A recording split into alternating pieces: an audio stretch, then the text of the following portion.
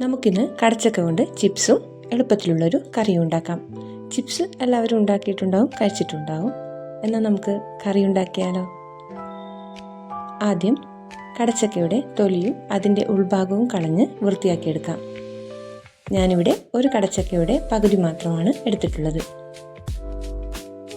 കടച്ചക്ക കഷ്ണങ്ങളാക്കിയതും ഒരു സവാള, 2 പച്ചമുളക് എന്നിവ ആവശ്യത്തിന് ഉപ്പും വെള്ളവും ചേർത്ത് കുക്കറിൽ വേവിച്ചെടുക്കാം.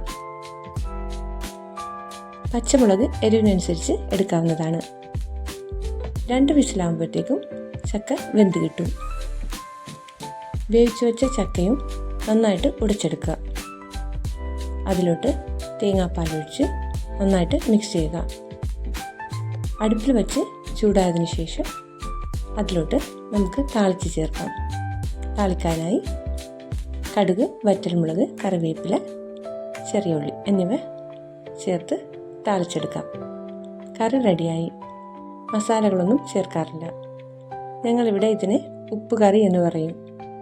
മസാലകളൊന്നും ചേർക്കാത്തത് കൊണ്ടാവാം അങ്ങനെ പറയുന്നത്. ടേസ്റ്റിയാണ്.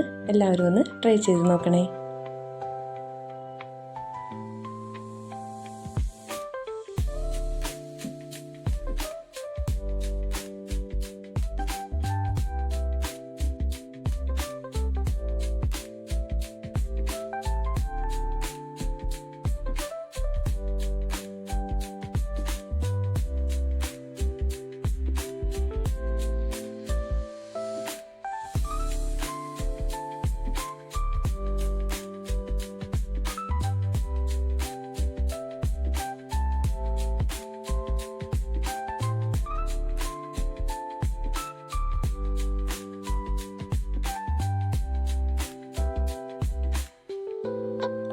നമുക്കിനി കടച്ചക്ക കൊണ്ട് ചിപ്സ് ഉണ്ടാക്കാം.